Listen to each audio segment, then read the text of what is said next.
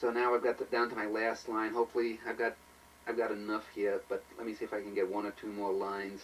Okay.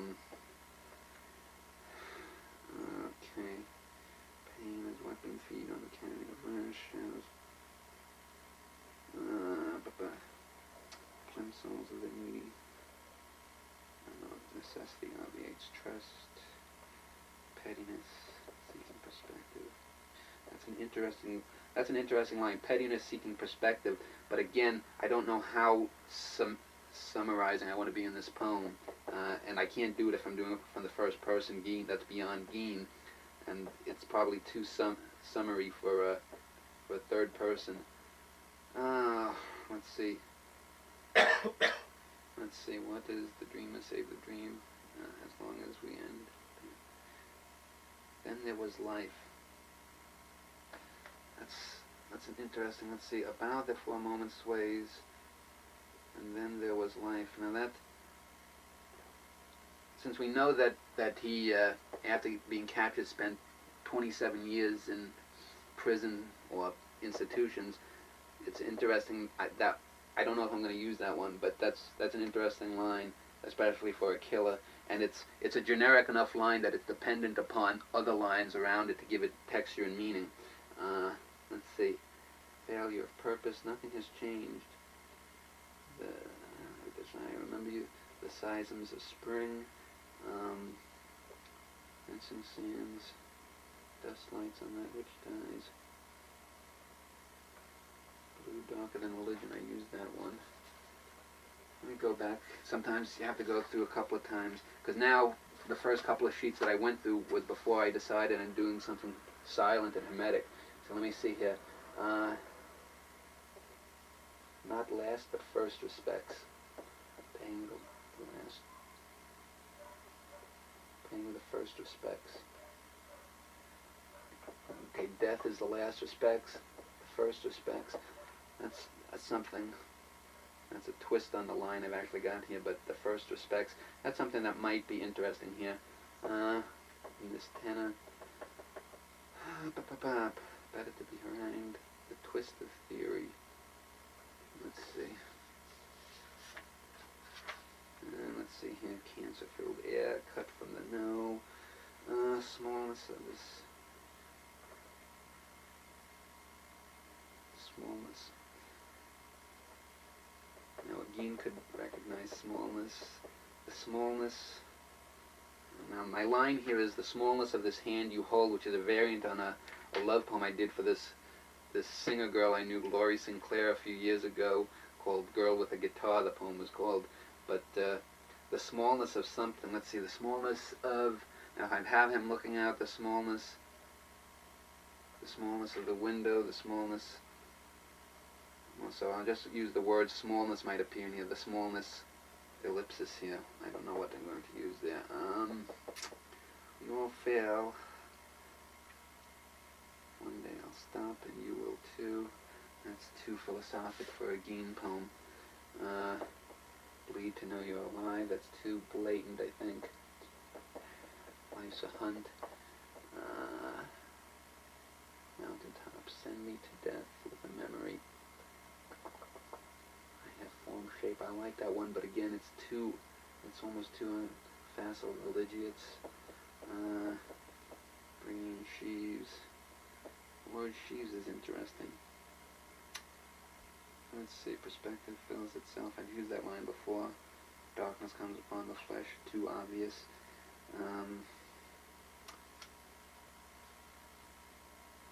Okay, let's see. Years resist their memories. I've used that before. I'm tired of that variance on that line. Love's dripped out of the penis. That's too blatant. Let's see here. Music.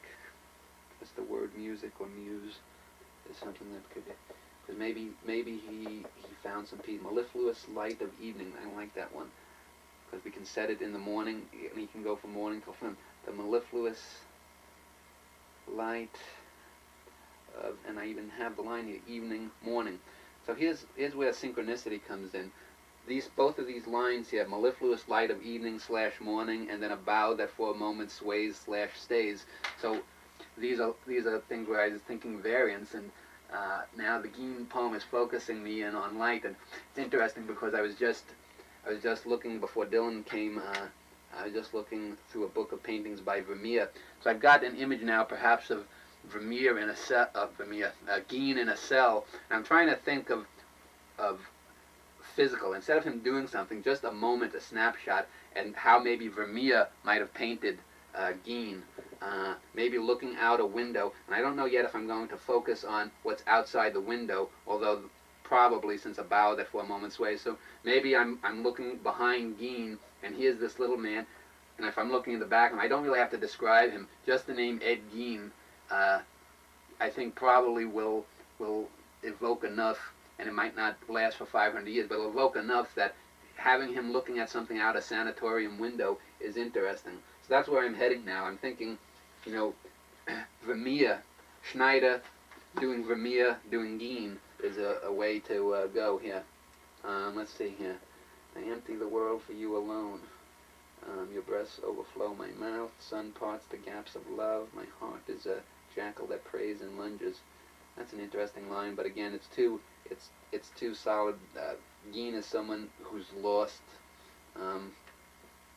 feeling what was felt long ago. Okay, that's a line that could tie in, feeling what was felt. It's memory, and it's using the same word in different forms, feeling what was felt.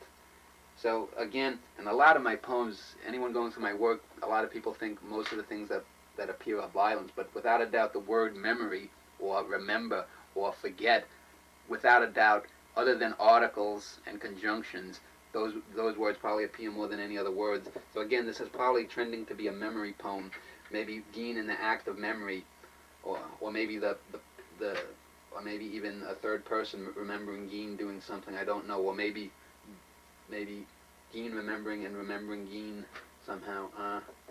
Let's see here. Ravage thundered with a poetry. So let's go one last page here, see if I can get one more line. On the lamb, how to twist the limb out of that one time. 10 after 20 after 10. Most beautiful things are breathing them now, as if I spoke 1,000 tongues. Wet of a nose which remembers frenzied aftermath of a life gives you shit. Loud handles of the mind, true courage, tangle of mirrors, eternity. Okay. Now sometimes, I mean, there are times, this is a poem I'm doing, sometimes I'll have just one line that'll get me going, and then it'll come a lot quicker. But in a sense, this is better because it shows not being inspired and just trying to cobble something together, the craft rather than the divine inspiration here. Let's see. Okay. Best recognition. I love that. The block. Glass with signals. Uncaused moment. Okay, uncaused moment, that is this period.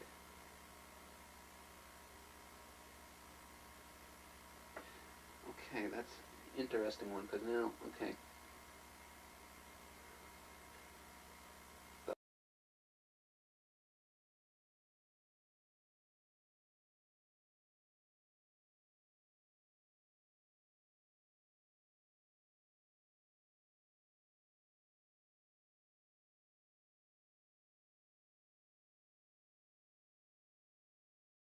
The uncaused moment, that's a Vermeer type phrase. The uncaused moment, that is this period. And as the line shows, the period it's talking about is the period that ends that phrase. So I've got an idea now, just seeing that line, not only just trying to incorporate the visual element, but for the poem to acknowledge that it is a piece of art, that it uses things as periods, is interesting. So we want to get a picture of GEIN, but now this gives me the idea that the third person speaking in the poem is going to be acknowledging that this is an artifice, and that's interesting, and it adds levels to it. So I think what I generally do is I try to use 10 or 11 syllables in my sonnets, I'm probably going to take the easy way out and probably do that rather than try to do something more complex because just out of time constraints. But I think, yeah, the uncaused moment that is this period. That's an interesting, because it's something you wouldn't think about a poem by a killer. So let's try that. The uncaused moment that is this period. Oh, perfect, 11 syllables. The uncaused moment that is this period. The uncaused moment that is this. So now, but if I'm going to directly, so I have to drop the period. The uncaused moment that is this comma. Yeah. That is this comma. So right there I've just gone, I had that line, but these lines that I've got here are basically templates from which to, so I've got 10 syllables there because I want that line to flow into. The uncaused moment that is this comma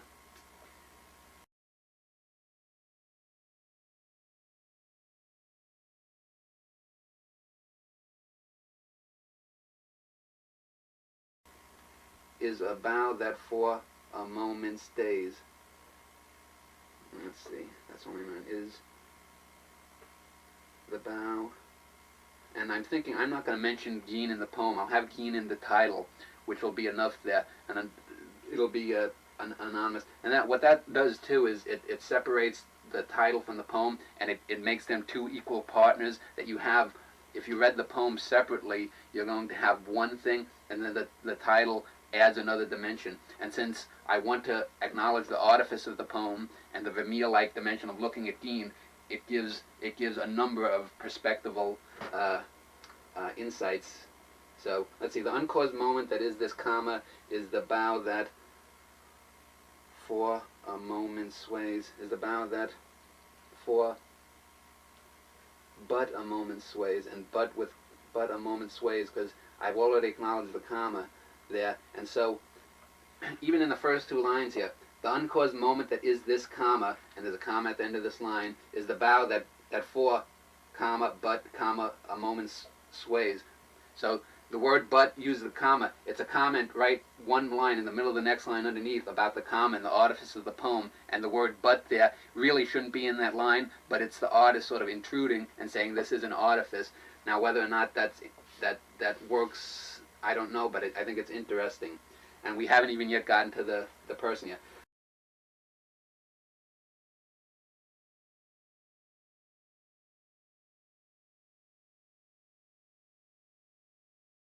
So now I'm going back to the original idea. I've got the introduction, I've got the insight into the poem, and now I'm thinking, okay, we want to get to GEIN here. Oh, so much goddamn dust. The uncaused moment that is this comma is the bough that, and I also have the use of the uncaused moment for a moment's sways. So I've got the word moment working there, and I don't mind using that the same word twice in the two lines there, since I'm in these two lines it's announcing the artifice of the poem. The uncaused moment that is this comma is the bough that for but a moment sways, as only it relates, as only it relates to the day, as only it relates to the day. The uncaused moment that is this comma, that's 10, is the bough that for but a moment sways, 10. So as only it relates to the day. Let's see. Well, so I got the word day here. So and right now I'm not thinking of doing a Shakespearean sonnet or this sonnet. Sometimes I'll do without rhyme. I did a poem sonnet a couple of days ago, Danae, which was unrhymed sonnet, but with syllabically correct. But now since I've got sways and day in this next line, I'm thinking doing an ABBA, quatrains, and I still don't know whether I'm going to do, a Shakespearean or a Baudelairean form here. But let's see here. The uncaused moment that is this comma is the bough that for but a moment sways, as only it relates, as only it relates. Let's see, as only it relates.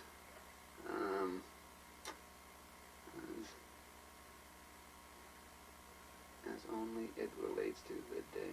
As only its green relates to the day. Because, okay, we want to get some kind of visual element as, let's see, the uncaused moment that is this comma is the bough that for but a moment sways, as only it relates to the day, as only its, as only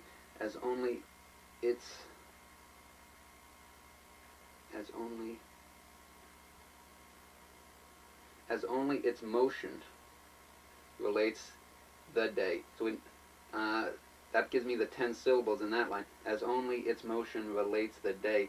Instead of relating to the day, to relate the day is a more active, because you're taking the image of the swaying bough and it's grabbing hold of the day rather than just being in relation to the day. So the dropping of the to there is good.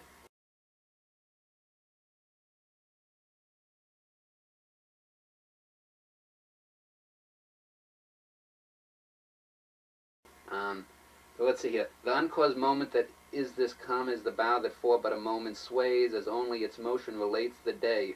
So now I'm going to look for something, comma, some. It doesn't have to necessarily be a direct rhyme, but I'm leaning and doing at least 2 opening quatrains here. The uncaused moment that is this comma is the bough that for but a moment sways, as only its motion relates the day.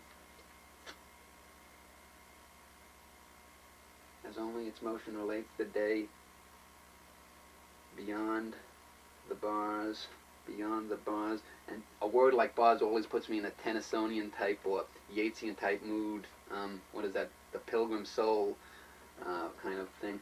As only its motion relates the day, beyond the bars,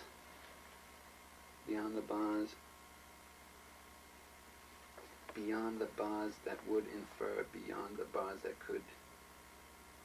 Beyond the uncaused moment that is this comma is the bough that for but a moment sways, as only its motion relates the days, beyond the bars, that the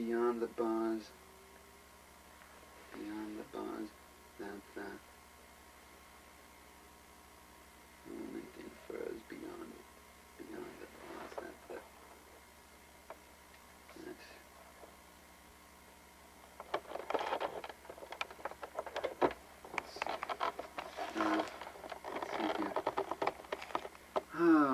let's see.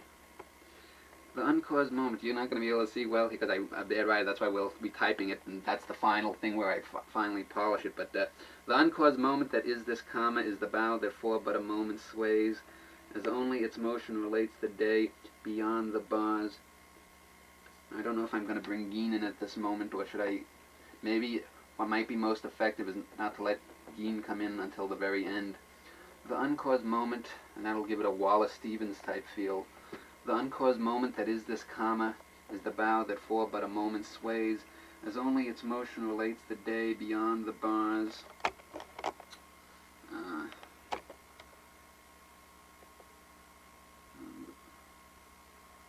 I'm looking for that other mellifluous light of the evening, morning. Okay, I think I got that. So I want to relate something to the time of the, as only its motion relates the day, beyond the bars,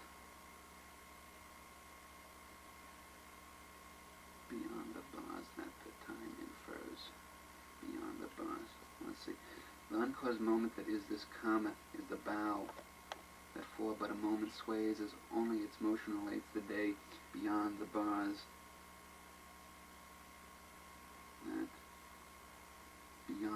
that the sonnet infers. Okay, now I just had the idea because comma infers is a sort of slant. Infer, comma is sort of a slant rhyme, and with the S there, but it works on.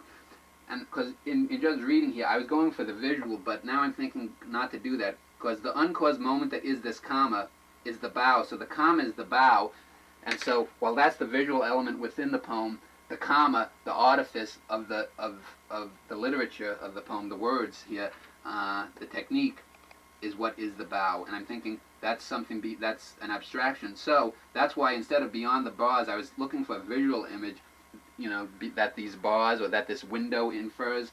But I said, well, if I've got the comma here and the comma is the bough, then the bars, perhaps on his gate, can be the actual sonnet, and so now I'm thinking of making the actual poem form somehow the thing that hermetically seals in this person.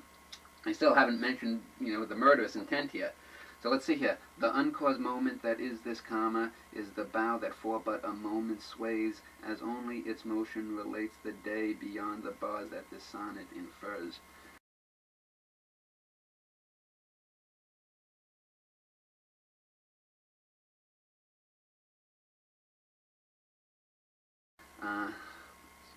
That this sonnet infers as the mellifluous light of evening. As the morning, no, because I got mellifluous morning, mellifluous. As the mellifluous light of morning.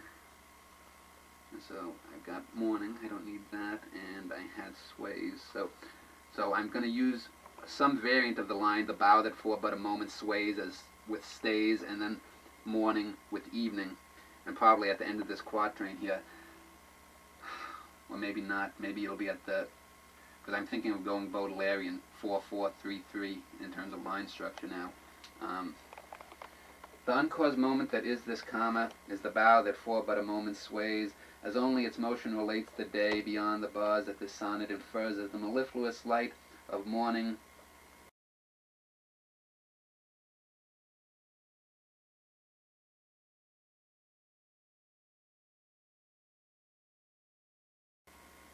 inters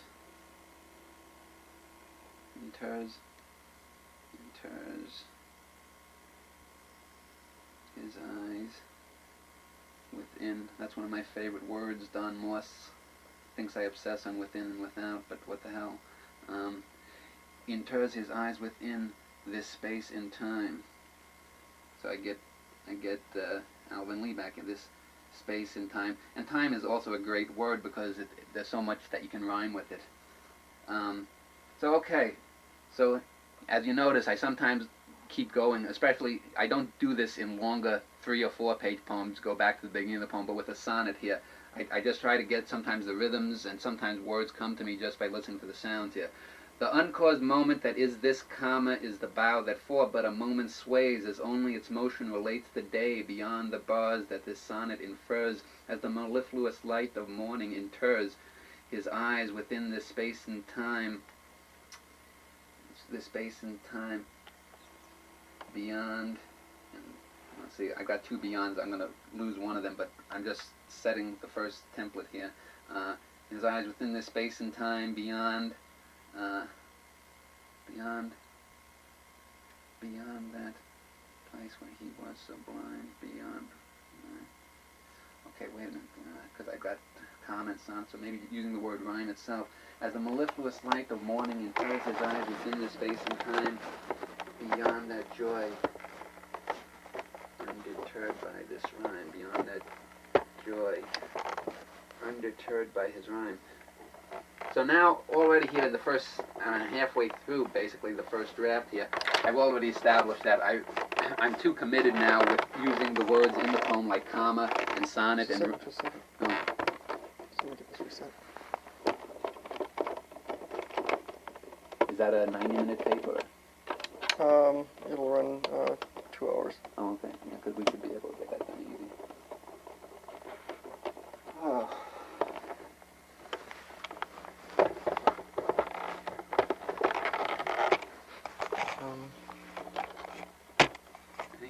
No.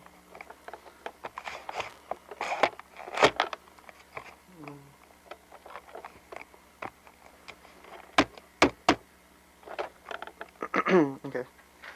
Okay, I'm kind of liking the way this is going because I was a bit worried that I was going to do something that wasn't at least interesting. I can, it would be nice if I could just boom, boom, boom, pop out a great sonnet, but already from the first time, just looking at the GEIN info, I've already gone far beyond what I thought. And now in the first 7 lines here, I've got the word comma, the word sonnet, and the word rhyme. So I've gotten the artifice of the poem well established within the rhetorical metaphor within here.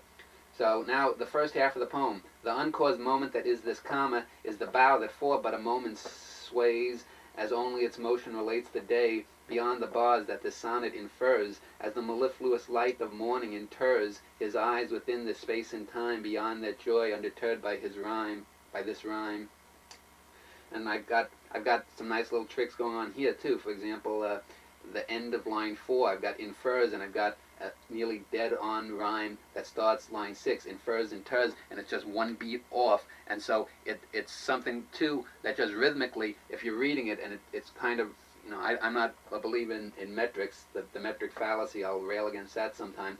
But by having a rhyme, you know, at the end of one line and the beginning of another line, just 2 lines down, it's something that almost is like a record skipping, and it psychically or psychologically implants in someone's mind that there's a slip somewhere, which is good because that's something that maybe a GEIN, you know, again, going back to like a facial tic, this is something that just structurally implies a little bit off, something that's just not right.